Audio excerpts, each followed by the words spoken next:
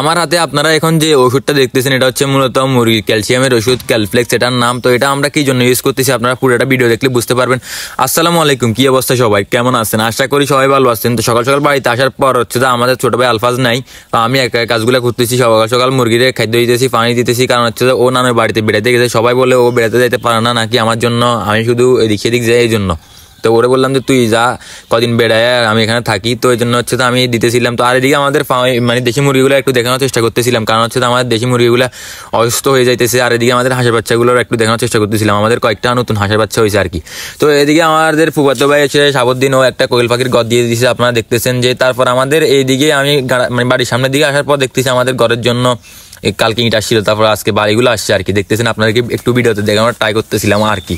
এই যে দেখতেছেন আমাদের ঘরের কাজ চলতেছে, তো আপনারা অনেক আগ থেকেই জানেন। তো আমাদের বাড়ির উত্তর পাশে মানে আমাদের বাড়ির পুকুরের উত্তর পাশে হচ্ছে আমরা প্রত্যেক দিন হচ্ছে ভিডিওতে ভয়েস দেওয়ার জন্য এদিকে আসি। এদিকে আসার পর হচ্ছে আমাদের লালুরে আজকে নিয়ে আসি। ওরা এখানে নিয়ে আসার পর ও যে পরিমাণ শয়তানি করতেছে, ও মানে একটা বিরক্ত করে ফেলে আর কি। যত তো ওইখান থেকে আসার পর আমাদের বাড়িতে আম্মু হচ্ছে ঘরের সামনে দিয়ে একটা কুমড়া গাছ লাগাইছিল, তো ওটা একটু দেখানোর চেষ্টা করতেছিলাম আপনাদেরকে। আমাদের মানে আরেকটা পুকুর আছে আমাদের শেডের পাশে, তো ওইখানে শেডের পাশে একটা আবার লাগাই দিয়েছিল হচ্ছে লাউ গাছ একটা লাগাইছিল। তো ওইখানে লাউ গাছটা একটু বড় হয়েছে মাশাল্লাহ, তবে লাউ এখনো আসে নাই। তো আমাদের দেশি মুরগিগুলো দেখানোর চেষ্টা করতেছিলাম, কারণ হচ্ছে আমাদের দেশি মুরগিগুলো প্রায় এখন অসুস্থ হয়ে যেতেছে।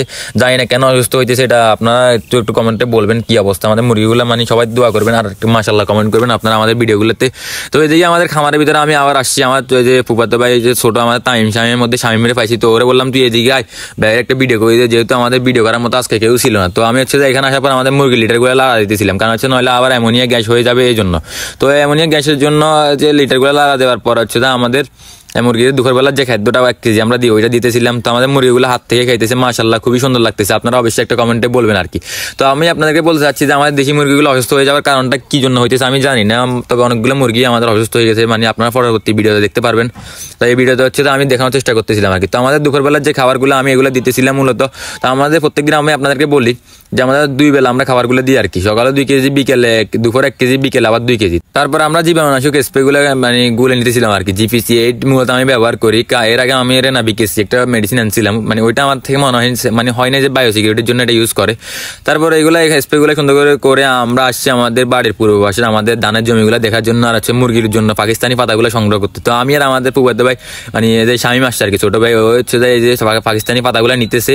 আর এদিকে আমাদের ধানগুলো একটু দেখানোর চেষ্টা করতেছিলাম। এই বাড়ির উত্তর মানে পূর্ব পাশের এই জায়গাগুলোতে আমাদের ধানগুলো চাষ করছে এই আর কি। তো আমরা হচ্ছে যে এখান থেকে পাকিস্তানি পাতাগুলো এনে মুরগিগুলো দিতেছিলাম, মুরগিগুলো খাইতেছে।